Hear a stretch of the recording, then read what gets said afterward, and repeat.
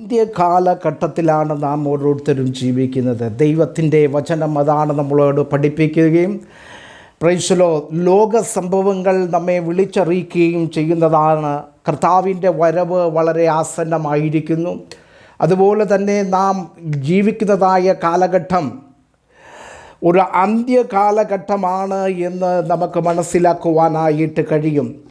ഈ കാലഘട്ടങ്ങളിൽ നാം മനസ്സിലാക്കേണ്ടതായ വളരെ പ്രാധാന്യമുള്ളതായ ഒരു വിഷയമാണ്, ദൈവം മനുഷ്യനെ സൃഷ്ടിച്ച് അവനെ ഏദൻ തോട്ടത്തിലാക്കിയിരിക്കുന്നതായ സമയത്ത് ഉൽപ്പത്തി പുസ്തകം 3-ാം അധ്യായം നാം പഠിക്കുമ്പോൾ സാത്താൻ ഏദൻ തോട്ടത്തിലേക്ക് പ്രവേശിക്കുവാനും ദൈവം അവരോട് തിന്നരുത് എന്ന് കൽപ്പിച്ചതായ വൃക്ഷത്തിൻ്റെ ഫലം തിന്നുവാൻ അവരെ പ്രേരിപ്പിക്കുകയും ആ പ്രേരിപ്പിക്കുന്നതായ സംസാരത്തിനിടയിൽ സാത്താൻ മാനവരാശിക്ക് വേണ്ടി അല്ലെങ്കിൽ ആദം ഹവ്വ ദമ്പതിമാർക്ക് വേണ്ടി കൊടുക്കുന്നതായ ഒരു ഓഫർ നമുക്കവിടെ കാണുവാനായിട്ട് കഴിയുന്നു.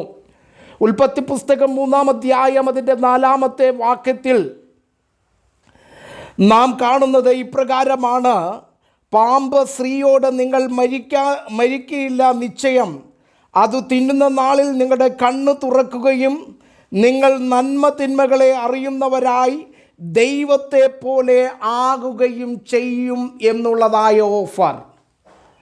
സാത്താൻ മനുഷ്യന് കൊടുത്തതായ ഓഫറുകളിൽ ഒരു ഓഫർ എന്ന് പറയുന്നത് നിങ്ങളെ ദൈവത്തെ പോലെ ആകും എന്നുള്ളതായ ഒരു ഓഫറാണ്. അല്ലെങ്കിൽ നിങ്ങൾ ദൈവത്തെ പോലെ ഞാൻ ആക്കും എന്നുള്ളതായ ഓഫറാണ്. ദൈവം കൊടുത്ത കൽപ്പനയ്ക്ക് വിരുദ്ധമായിട്ട് മനുഷ്യനെ അതിനെതിരെ പ്രവർത്തിക്കുവാൻ പിശാച് അവനെ പ്രേരിപ്പിക്കുകയും ആ പിശാച് അവന് കൊടുക്കുന്ന ഒന്നാമത്തെ ഓഫറാണ് you will be like A God, നിങ്ങൾ ദൈവത്തെ പോലെ ആയിത്തീരും എന്നുള്ളതായ പ്രഖ്യാപനം. നമുക്കറിയാം, മനുഷ്യൻ്റെ ജീവിതത്തിൽ മനുഷ്യന് ഏറ്റവും അധികം പ്രാധാന്യം അല്ലെങ്കിൽ മുഖ്യസ്ഥാനം കൊടുക്കേണ്ടത് ദൈവത്തിനാണ്. തന്നെ സൃഷ്ടിച്ചവനായ വലിയവനായിരിക്കുന്ന ദൈവത്തിന് പ്രാധാന്യം കൊടുത്തുകൊണ്ട് ഓരോ മനുഷ്യനും ജീവിക്കുമ്പോഴാണ് മനുഷ്യൻ ദൈവത്തിൻ്റെതായ നന്മകൾ, ദൈവം നൽകുന്നതായ അനുഗ്രഹങ്ങൾ അവൻ്റെ ജീവിതത്തിൽ അവന് പ്രാപിക്കുവാനായിട്ട് കഴിയത്തുള്ളൂ. എന്നാൽ ഉൽപ്പത്തി പുസ്തകം 4-5 വാക്യത്തിലേക്ക് നാം കടന്നു വരുമ്പോൾ സാത്താൻ മനുഷ്യനോട് പറയുകയാണ്, you will become like A God, നിങ്ങൾ ദൈവത്തെ പോലെ ആകും. ദൈവം കൊടുത്തതായ കൽപ്പനകളെ തിരസ്കരിച്ച് അതിന് വിരുദ്ധമായിട്ട് നിങ്ങൾ പ്രവർത്തിച്ചാൽ സാത്താൻ പ്രൈസലോ ഈ കാലഘട്ടങ്ങളിലും മനുഷ്യന് നൽകുന്ന ഓഫർ ഇതാണ്: ഞാൻ നിങ്ങളെ ദൈവമാക്കാമെന്നുള്ളതാണ്. ഈ അന്ത്യകാലഘട്ടത്തിലും നാം കാണുന്നത് മനുഷ്യൻ ദൈവത്തിൻ്റെ പ്രാധാന്യത്തെ കുറിച്ച് മനസ്സിലാക്കാതെ ദൈവികമായ ദൈവത്തിന് പ്രാധാന്യം കൊടുക്കാതെ ദൈവത്താൽ സൃഷ്ടിക്കപ്പെട്ടതായ മനുഷ്യൻ ദൈവമായി മാറിക്കൊണ്ടിരിക്കുന്നതായ കാലഘട്ടം. ഇതിൻ്റെ ആരംഭവും ഇതിൻ്റെ ഓഫറും മനുഷ്യന് കിട്ടിയത് സാത്താനിൽ നിന്നാണ്. സാത്താൻ പറയുകയാണ്, you will become like A God, നിങ്ങൾ ദൈവത്തെ പോലെയാകും. എപ്പോൾ? ദൈവം കൽപ്പിച്ചതായ നന്മ തിന്മകളെ അറിയുന്നതായ വൃക്ഷത്തിൻ്റെ ഫലം നിങ്ങൾ തിന്നുമ്പോൾ, തിന്നുന്ന നാളിൽ നിങ്ങൾ ദൈവത്തെ പോലെ ആയിത്തീരും എന്നുള്ളതായ പ്രഖ്യാപനം. അന്ത്യകാലഘട്ടത്തിൻ്റെ ഒരു ലക്ഷണമാണ് മനുഷ്യൻ ദൈവത്തിൻ്റെ സ്ഥാനം കയ്യേറുന്നത്, അല്ലെങ്കിൽ മനുഷ്യൻ ദൈവമായിട്ട് മാറുന്നത്. മനുഷ്യൻ ദൈവമായിട്ട് മാറുന്നു എന്ന് പറഞ്ഞു കഴിഞ്ഞാൽ ഈ അണ്ഡഘടാകങ്ങളെ മുഴുവൻ സൃഷ്ടിച്ചവനായ സർവവല്ലഭനായിരിക്കുന്ന പ്രൈസല ഏക ദൈവത്തിന് പ്രാധാന്യം കൊടുക്കാതെ ആ ദൈവത്തിൻ്റെ സ്ഥാനത്ത് മനുഷ്യൻ തന്നെ ദൈവമായി തീരുന്നതായ അവസ്ഥ, പ്രാധാന്യം മനുഷ്യനാകുന്നതായ അവസ്ഥ, ദൈവത്തിൻ്റെ പ്രാധാന്യം നഷ്ടപ്പെടുന്നതാ. ദൈവത്തിൻ്റെ പ്രാധാന്യം കൊടുക്കാതെ മനുഷ്യന് പ്രാധാന്യം കൊടുക്കുന്നതായ ഒരു കാലഘട്ടത്തിലാണ് ഞാനും നിങ്ങളും ജീവിക്കുന്നത്. മനുഷ്യന് പ്രാധാന്യം കൊടുക്കുന്നതായ തിയറികൾ, മാനവികവാദം എന്ന് പറയുന്നതായ തിയറിയിൽ ദൈവത്തിനും ദൈവവിശ്വാസത്തിനും പ്രാധാന്യം കൊടുക്കാതെ മനുഷ്യനും അവൻ്റെ കഴിവുകൾക്കും പ്രാധാന്യം കൊടുക്കുന്നതായ ഒരു കാലഘട്ടത്തിലാണ് ഞാനും നിങ്ങളും ജീവിക്കുന്നത്. ദൈവവചനത്തിന് പ്രാധാന്യം കൊടുക്കാതെ, ദൈവിക കാര്യങ്ങൾക്ക് പ്രാധാന്യം കൊടുക്കാതെ, അതിനകത്ത് സത്യദൈവത്തെ ആരാധിക്കുന്നതിന് പകരം മനുഷ്യർ ദൈവങ്ങളായിട്ട് മാറിക്കൊണ്ടിരിക്കുന്നതായ കാലഘട്ടം, ദൈവവൽക്കരണം നടന്നുകൊണ്ടിരിക്കുന്നതായ കാലഘട്ടം. നോക്കണമേ, ഏദൻ തോട്ടത്തിൽ മാനവരാശിയുടെ മുമ്പായി പാപത്തിൽ അവനെ വീഴിക്കുന്നതിന് വേണ്ടി പിശാചു വെച്ചതായ ഒരു ഓഫർ എന്ന് പറയുന്നത്, ഈ കൽപ്പന നിങ്ങൾ ലംഘിച്ചാൽ നിങ്ങൾ ദൈവത്തെ പോലെയായി തീരുമെന്നുള്ളതാണ്. അതാണ് ഞാൻ മുമ്പ് പറഞ്ഞത്. പിശാച് മനുഷ്യന് കൊടുത്ത ആദ്യത്തെ പ്രധാനപ്പെട്ടതായ ഒരു വാഗ്ദാനം ഇതാ: നിങ്ങൾ ദൈവത്തെ പോലെയാകുമെന്നാണ്. അവൻ ഒരിക്കലും ദൈവമായി മാറുവാൻ ആഗ്രഹിക്കുന്ന ഒരു പ്രസ്താവനയല്ല ഇവിടെ നടത്തുന്നത്.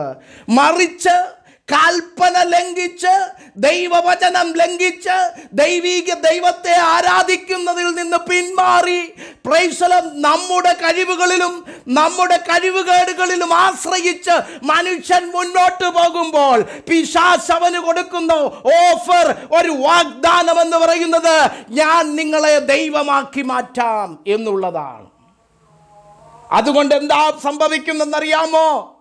നമ്മുടെ ചുറ്റുപാടുകൾ, നാം വസിക്കുന്നതായ രാജ്യം, നാം വസിക്കുന്നതായ ഇടത്ത്, അല്ലെങ്കിൽ ഈ ലോകത്തിൻ്റെ തന്നെ ചരിത്രം എടുത്തു നോക്കുമ്പോൾ ആദിമകാലം മുതൽ മനുഷ്യൻ ദൈവമാണ് എന്ന് അവകാശപ്പെടുന്നതായിട്ട് നാം കാണുന്നു. ഒന്നോർക്കുക, വിശുദ്ധ ബൈബിൾ പറയുന്നത് എന്താണെന്നറിയാമോ? വേഷത്തിൽ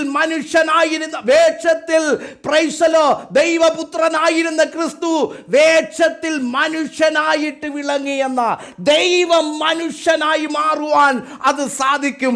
എന്നാൽ മനുഷ്യൻ ദൈവമായിട്ട് തീരുക എന്ന് പറഞ്ഞാൽ അത് അസാധ്യമായിട്ടുള്ള ഒരു കാര്യമാണെന്ന് മനസ്സിലാക്കുക. ദൈവത്തിന്റെ വചനം അതാണ് നമ്മളെ പഠിപ്പിക്കുന്നത്. ഫിലിപ്പിയ ലേഖനം 2-ാം അധ്യായത്തിൽ മനുഷ്യനായി മാറിയ ദൈവപുത്രനെ പരിചയപ്പെടുത്തുമ്പോൾ ഒരിക്കലും മനുഷ്യന് ദൈവമായിട്ട് തീരുവാൻ കഴിയത്തില്ല.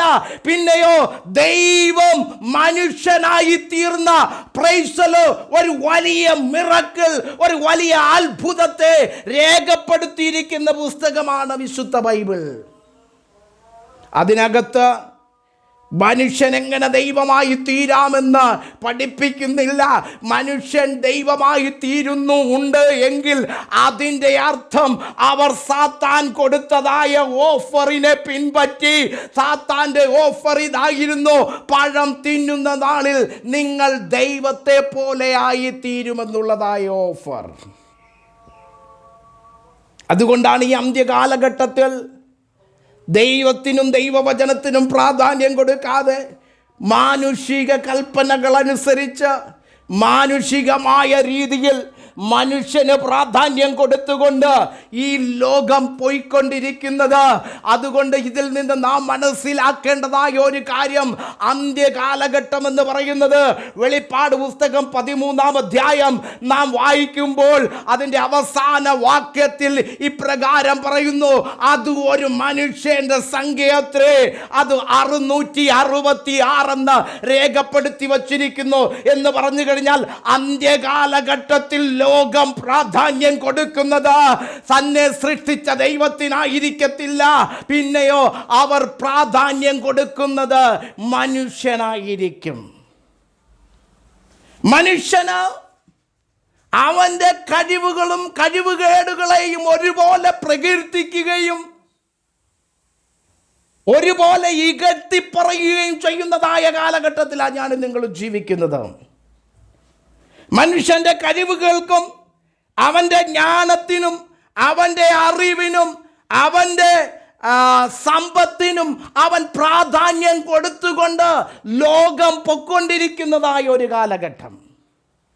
പ്രിയമുള്ള ദൈവജനമേ, നാം ഇന്ന് പകൽക്കാലം മനസ്സിലാക്കേണ്ടത് ഡിഫമിക്കേഷൻ എന്ന് പറഞ്ഞു കഴിഞ്ഞാൽ, ഡിഎഫിക്കേഷൻ എന്ന് പറഞ്ഞു കഴിഞ്ഞാൽ ദൈവവൽക്കരണം. അതൊരിക്കലും അത്യുന്നതനായ ദൈവത്തിന് തുല്യനാകുവാൻ മനുഷ്യന് കഴിയത്തില്ല. കാരണം ദൈവം സർവശക്തനാണ്, അവൻ സർവ്വവ്യാപിയാണ്, അവൻ സർവാധികാരിയായിരിക്കുന്നവന് തുല്യനാകുവാൻ മനുഷ്യന് കഴിയത്തില്ല. എന്നാൽ ദൈവം തൻ്റെ പുത്രനെ ഈ ലോകത്തിലേക്ക് അയച്ചിട്ട് മനുഷ്യൻ ദൈവമായി മാറിക്കൊണ്ടിരിക്കുന്ന കാലഘട്ടത്തിൽ പറയുന്നതാ, സ്വർഗമഹിമകളെ എല്ലാം വെടിഞ്ഞ് ഈ താണ ഭൂമിയിലേക്ക് ഇറങ്ങി വന്ന വലിയവനായിരിക്കുന്ന ദൈവം അവൻ വേഷത്തിൽ മനുഷ്യനായിട്ട് വിളങ്ങി. എന്തിനുകൊണ്ടാണെന്നറിയാമോ? മാനവരാശിയെ പാപത്തിൽ നിന്ന് വീണ്ടെടുക്കുവാൻ. ദൈവത്തോട് പാപം ചെയ്ത് ദൈവം പറഞ്ഞതായ കൽപ്പന അനുസരിക്കാതെ ഇപ്പോൾ ഞങ്ങൾ ദൈവത്തെ പോലെ ആയിത്തീരുമെന്നുള്ള ചിന്ത ഉള്ളിൽ ഭരിച്ചപ്പോൾ, പാമ്പ് പറഞ്ഞതിന് സത്യമെന്ന് വിചാരിച്ചപ്പോൾ എന്തു പറ്റിയെന്നറിയാമോ? പാപം ലോകത്തിലേക്ക് കടന്നു വന്നു. തന്നെയുമല്ല, പാപം ചെയ്ത ദേഹി മരിക്കുമെന്നുള്ളതായ വചനത്തിന്റെ നിവർത്തീകരണം സംഭവിച്ചു. മാനവരാശി മുഴുവൻ പാപത്തിലേക്ക് വീണുപോയി. അപ്പോൾ ദൈവത്തിൻ്റെ പ്രാധാന്യം കുറച്ച് കണ്ട് മനുഷ്യന് പ്രാധാന്യം കൂടുതൽ കൊടുക്കുവാൻ തുടങ്ങിയപ്പോൾ എന്ത് സംഭവിച്ചെന്നറിയാമോ? റോമാലേഖനം 5-ാം അധ്യായത്തിൽ പറയുന്നത്, അതുകൊണ്ട് ഏക മനുഷ്യനാൽ പാപവും പാപത്താൽ മരണവും ലോകത്തിലേക്ക് കടക്കുവാൻ ഇടയായി തീർന്നു. മനുഷ്യന്റെ പതനം അവിടം കൊണ്ട് ആരംഭിച്ചു. മനുഷ്യൻ സാത്താന്യ ഉപദേശത്തിന് കീഴ്പ്പെട്ട് പാപത്തിന്റെ വക്കിലെ പാപത്തിൽ വീണുപോയപ്പോൾ എന്ത് സംഭവിച്ചെന്നറിയാമോ?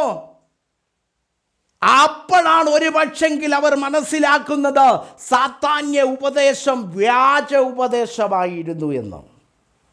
നിങ്ങൾ ദൈവത്തെ പോലെ ആകുമെന്ന് പറഞ്ഞത് ഒരുപക്ഷെ അവരുടെ തേജസ്സിന്റെ വസ്ത്രം നഷ്ടപ്പെട്ട്, ദൈവവുമായുള്ള ഫെലോഷിപ്പ് അവർക്ക് നഷ്ടപ്പെട്ട്, തങ്ങൾ പാപികളാണ്, നഗ്നരാണ് എന്ന് തിരിച്ചറിഞ്ഞപ്പോഴായിരിക്കാം സാത്താന്യ ഉപദേശത്തിന്റെ വ്യാജം അവർക്ക് തിരിച്ചറിയുവാനായിട്ട് കഴിഞ്ഞത്. സാത്താന്യ ഉപദേശത്തിന്റെ ഒരു പ്രത്യേകതയുണ്ട്, അത് വളരെയധികം ഓഫർ നൽകുന്ന ഉപദേശമാണ്. ഒന്നാമത്, നിന്നെ ദൈവമാക്കാമെന്നുള്ളതായ ഓഫർ. രണ്ടാമത്തെ സാത്താന്യ ഓഫർ എന്ന് പറയുന്നത്, കർത്താവായ യേശു ക്രിസ്തുവിൻ്റെ പരീക്ഷ സമയത്ത് പരീക്ഷകൻ അടുത്തു വന്ന്, ലൂക്കോസിൻ്റെ സുവിശേഷം 4-ാം അധ്യായം അതിൽ നാം കാണുന്നത്, പരീക്ഷകൻ അടുത്തു വന്ന് കർത്താവിനെ പരീക്ഷിക്കുന്നതായ ഒരു കാര്യങ്ങൾ. അവിടെ 4-ാം അധ്യായത്തിൻ്റെ 7-ാമത്തെ വാക്യം ഒന്ന് വായിച്ചാട്ടെ. നീ എന്നെ നമസ്കരിച്ചാൽ, the second offer given by Satan, സാത്താൻ കൊടുക്കുന്ന രണ്ടാമത്തെ ഓഫറായിട്ട് ഞാൻ ഇതിനെ അങ്ങ് പ്രസ്താവിക്കുകയാണ്. ഒന്ന്, ആദത്തിലാണ് ഹവ്വയെ പരീക്ഷിച്ചു. ഹവ്വയിൽ കൂടെ ആദത്തിലേക്ക് ആ പാപം പ്രവേശിച്ചു. അവർ രണ്ടുപേരും പാപം ചെയ്തു, ദൈവിക കൽപ്പന ലംഘിച്ചു. മരണം സകല മനുഷ്യരിലേക്കും വ്യാപിക്കുവാൻ കാരണഭൂതനായി ഒന്നാമത്തെ ആദാം. അതാണ് റോമാലേഖനം 5-ാം അധ്യായം 12-ാമത്തെ വാക്യം നമ്മെ പഠിപ്പിക്കുന്നത്. ഇവിടെ ഇതാ കർത്താവായ യേശു ക്രിസ്തു, കർത്താവായ യേശു ക്രിസ്തുവിന്റെ പരീക്ഷ കാലയളവിൽ സാത്താൻ പ്രൈസലോ അവന്റെ അടുക്കലേക്ക് ചെന്ന് പറയുകയാണ്. 4:7 നാം കാണുന്നത് ഇപ്രകാരമാണ്. അവിടെ ദൈവത്തിന്റെ വചനത്തിൽ ഇപ്രകാരം പറയുന്നു, നീ എന്നെ നമസ്കരിച്ചാൽ അതെല്ലാം നിന്റേതാകും എന്ന് പറഞ്ഞു.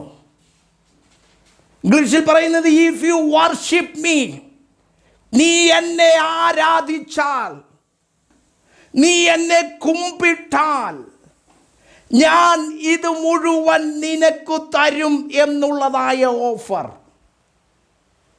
ആരാധിച്ചാൽ എല്ലാം കിട്ടുമെന്നുള്ളതായ ഓഫർ കർത്താവായ യേശു ക്രിസ്തുവിൻ്റെ മുമ്പിൽ വച്ചത് സാത്താനാ. ദൈവത്തിൻ്റെ തിരുവചനം അതാ പറയുന്നത്, നീ എന്നെ ഒന്ന് വണങ്ങിയാൽ, നീ എന്നെ ഒന്ന് നമസ്കരിച്ചാൽ, നീ എന്നെ ഒന്ന് ആരാധിച്ചാൽ, നീ എന്നെ ഒന്ന് പ്രണാമം ചെയ്താൽ, നീ എൻ്റെ മുമ്പിൽ ഒന്ന് മുട്ടുകുത്തിയാൽ ഇതെല്ലാം ഞാൻ നിനക്ക് തരും എന്ന് പറഞ്ഞു കഴിഞ്ഞാൽ അതിൻ്റെ മുമ്പിൽ കർത്താവിനെ ചില കാര്യങ്ങൾ അവൻ അവിടെ കാണിക്കുന്നുണ്ട്.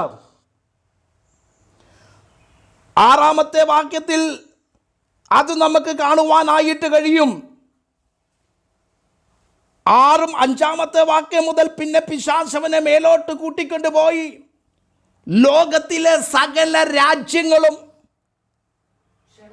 ക്ഷണനേരത്തിൽ അവനെ കാണിച്ച് ഈ അധികാരമൊക്കെയും അതിൻ്റെ മഹത്വവും, നോക്കണമേ, ലോകവും ലോകത്തിലുള്ളതായ സകല രാജ്യങ്ങളുടെ മഹത്വവും അധികാരവും ഞാൻ നിനക്ക് തരാം. എപ്പോഴെങ്കിലും ചിന്തിച്ചിട്ടുണ്ടോ എന്തുകൊണ്ടാണ് സാത്താൻ ഇങ്ങനെ പറയുന്നതെന്ന്?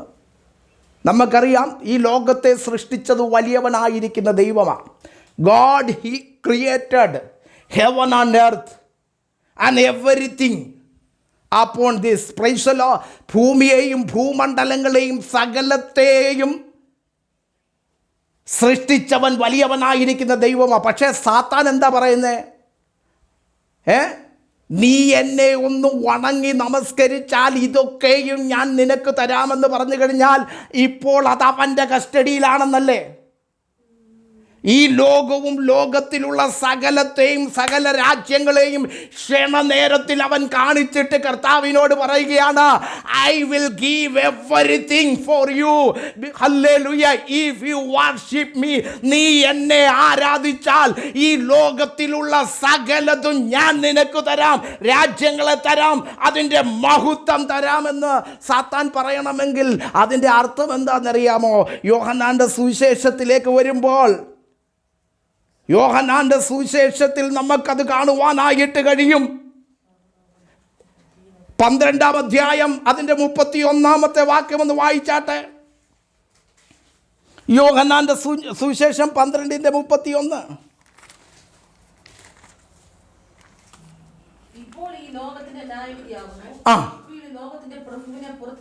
ഈ ലോകത്തിന്റെ പ്രഭു, the prince of this world, ആരാന്നറിയാമോ? സാത്താനാ. ഈ ലോകത്തിന്റെ പ്രഭു പറയുകയാ, ഈ ലോകത്തിന്റെ അധികാരി പറയുകയാ, പ്രൈസ് ദി ലോർഡ്, നീ എന്നെ ആരാധിച്ചാൽ ഞാൻ ഇത് മുഴുവൻ നിനക്ക് തരാമെന്ന്. അടുത്തത് ഒരു വാക്യം കൂടെ വായിച്ചാട്ടെ. 14-ാം അധ്യായം അതിൻ്റെ 30-ാമത്തെ വാക്യം. യോഹന്നാന്റെ സുവിശേഷം 14:30.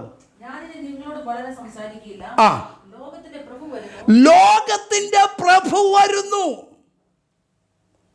കേട്ടോ, ലോകത്തിന്റെ പ്രഭു, ഈ ലോകത്തിന്റെ അധികാരി. നോക്കണം, സാത്താനെ പറ്റി പറയുന്നു ലോകത്തിന്റെ പ്രഭുവാണ് വരുന്നത്. 16:11 വായിച്ചാട്ടെ. ഈ ലോകത്തിന്റെ പ്രഭു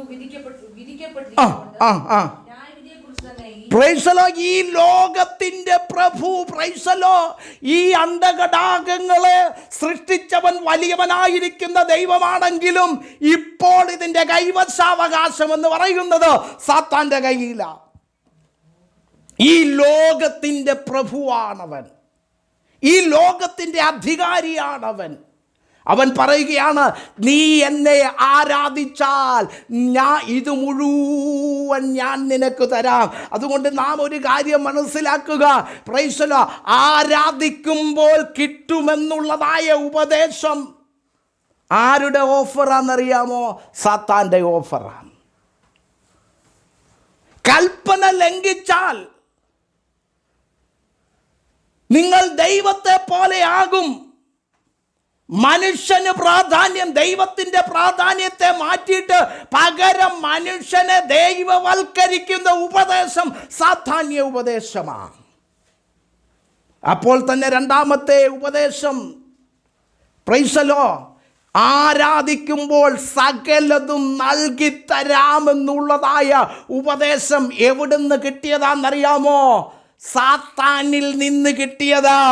പ്രൈസ് ദി ലോർഡ്, ഹല്ലേലൂയ. ദൈവത്തിൻ്റെ തിരുവചനം നാം പഠിക്കുമ്പോൾ ദൂതന്മാർ രാപകൽ അവനെ ആരാധിക്കുന്നു.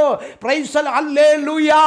യഹോവ, സൈന്യങ്ങളുടെ ദൈവമായ യഹോവ പരിശുദ്ധൻ പരിശുദ്ധൻ എന്ന് അവരാർത്തുല്ലസിക്കുന്നത് എന്തെങ്കിലും പ്രതിഫലം പ്രതീക്ഷിച്ചുകൊണ്ടല്ല, പിന്നെയോ വലിയവനായിരിക്കുന്ന ദൈവം സകല മാനത്തിനും സകല മഹത്വത്തിനും സ്തുതിക്കും യോഗ്യനായവൻ അവൻ മാത്രമെന്ന് പറഞ്ഞുകൊണ്ട് വെളിപ്പാട് പുസ്തകത്തിൽ നാം കാണുന്നത് 24 മൂപ്പന്മാരും 4 ജീവികളും അവർ തങ്ങളുടെ കിരീടങ്ങളെ സിംഹാസനത്തിൻ്റെ മുമ്പിൽ ഇരിക്കുന്നവൻ്റെ മുമ്പിൽ ഇട്ടു, ദൈവത്തെ ആരാധിച്ചു.